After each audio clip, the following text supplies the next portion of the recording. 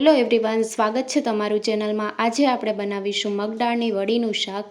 રાજસ્થાનનું પ્રખ્યાત મગવડીનું શાક આજે આપણે બનાવીશું। જો તમને મારી રેસીપી ગમતી હોય અને હજુ સુધીમાં ચેનલને સબસ્ક્રાઈબ ન કરી હોય તો સબસ્ક્રાઈબ કરવાનું ના ભૂલતા। મગ દાળની વડીનું શાક બનાવવા માટે 1 કપ જેટલી વડી લીધી છે। આ વડી માર્કેટમાં સહેલાઈથી મળી રહે છે અને આ વડીમાં બધા મસાલા ઉમેર્યા હોય છે। આ વડીને તમે સ્ટોર કરીને પણ રાખી શકો છો। સાથે આદુ મરચાં લસણની પેસ્ટ, ટમેટાની પ્યોરી અને ડુંગળીને ચોપરમાં ચોપ કરીને લીધી છે। તમે ઝીણી કાપીને પણ લઈ શકો છો।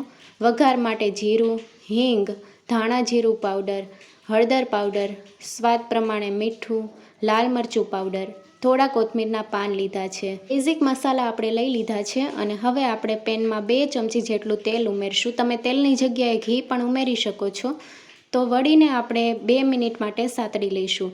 વડીને ઘીમાં સાતળવામાં આવે છે પણ મેં અહીંયા તેલનો ઉપયોગ કર્યો છે। હવે 1 કપ જેટલી વડી ઉમેરશું અને વડીને આપણે મીડિયમ ગેસની ફ્લેમ ઉપર 2 થી 3 મિનિટ માટે હલકો કલર ચેન્જ થાય ત્યાં સુધી સાતળી લઈશું।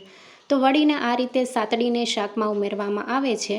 તો વડીને મીડિયમ ગેસની ફ્લેમ ઉપર સાતળવી, હાઈ ગેસની ફ્લેમ ઉપર ન સાતળવી। મગની વડીનો પહેલાં કરતાં કલર ચેન્જ થઈ ગયો છે, તમે જોઈ શકો છો, ગોલ્ડન કલર જેવી થઈ ગઈ છે। તો વધારે આપણે હવે નથી સાતળવાની। તો આ રીતનો કલર આવી ગયો છે। હવે ગેસની ફ્લેમ બંધ કરી દઈશું અને વડીને આપણે એક પ્લેટમાં કાઢી લઈશું।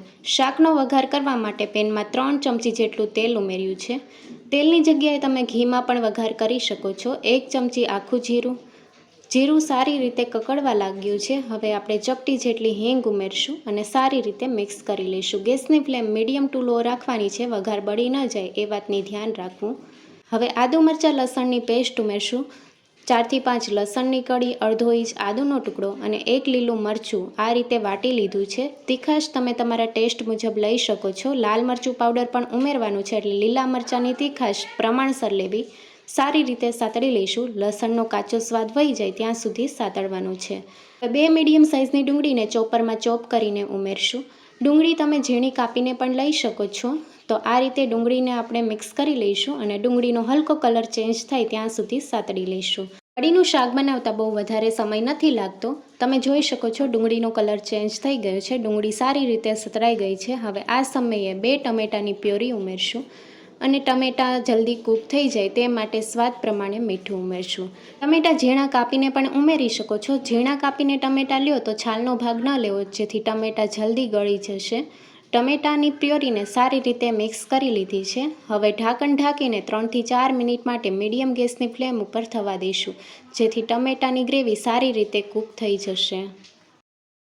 3 મિનિટ જેવું થઈ ગયું છે, ઢાંકણ ખોલી લઈશું। ટમેટાની ગ્રેવી સારી રીતે કૂક થઈ ગઈ છે। તો હવે આ સમયે મસાલા ઉમેરશું।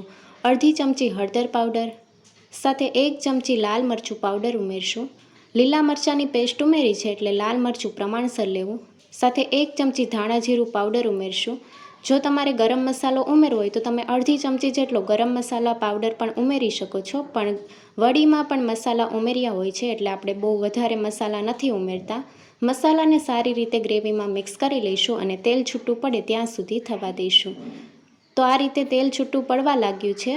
આ સમયે આપણે 1 કપ જેટલી વડી ઉમેરવાની છે। વડીને તેલમાં સારી રીતે સાતળી લીધી છે અને વડીનો ગોલ્ડન બ્રાઉન કલર થઈ ગયો છે। વડીને ગ્રેવીમાં 1 મિનિટ માટે મિક્સ કરી લઈશું જેથી વડીમાં સારી રીતે ગ્રેવીનો ફ્લેવર આવી જાય। તમે જોઈ શકો છો આ રીતે આપણે મિક્સ કરી લીધું છે અને 1 મિનિટ માટે આપણે સાતળી લઈશું। લગભગ 1 મિનિટ જેવું થઈ ગયું છે। હવે ગ્રેવીને થોડી પતલી કરવા માટે આપણે ગરમ પાણી ઉમેરવાનું છે। તો 2 કપ જેટલું ગરમ પાણી ઉમેરશું। જો જરૂર લાગશે તો પછી આપણે થોડુંક ઉમેરી દઈશું। અત્યારે 2 કપ જેટલું પાણી ઉમેર્યું છે અને પાણી આપણે હલકું ગરમ લેવાનું અને ગ્રેવીમાં સારી રીતે મિક્સ કરી લઈશું। હવે વડીને આપણે ગ્રેવીમાં સારી રીતે કૂક કરી લઈશું જેથી વડી સારી રીતે સોફ્ટ થઈ જશે અને વડીમાં મસાલાનો ફ્લેવર પણ આવી જશે। ઢાંકણ ઢાંકી દઈશું। મીડિયમ ગેસની ફ્લેમ ઉપર 6 થી 7 મિનિટ માટે થવા દઈશું। 6 મિનિટ મીડિયમ ગેસની ફ્લેમ ઉપર થવા દીધું છે। હવે ઢાંકણ ખોલી લઈશું તો તમે જોઈ શકો છો પહેલાં કરતાં પાણીનો ભાગ ઓછો થઈ ગયો છે। વડીએ બધું પાણી એબ્ઝોર્બ કરી લીધું છે અને આ રીતે તમે જોઈ શકો છો પહેલાં કરતાં શાક થોડું થીક થઈ ગયું છે। તો હવે આ સમયે વડીને ચેક કરી લઈશું। વડી સહેલાઈથી ભાંગી જાય છે તો આપણે ઓવરકૂક નથી કરવાની. અને તમે જોઈ શકો છો તેલ પણ છૂટું પડવા લાગ્યું છે. તો હવે કોથમીરના પાન ઉમેરશું અને ગેસની ફ્લેમ બંધ કરી દઈશું. વડીનું શાક તૈયાર થઈ ગયું છે. હવે સર્વિંગ પ્લેટમાં સર્વ કરીશું. વડીનું શાક તમે રોટલી અથવા પરોઠા સાથે સર્વ કરી શકો છો. મગ દાળની વડીનું શાક એકવાર આ રીતે જરૂરથી ટ્રાય કરજો. બહુ ટેસ્ટી એવું બને છે. રેસીપી ગમી હોય તો ચેનલને લાઇક, શેર અને સબસ્ક્રાઈબ કરો. Thank you for watching.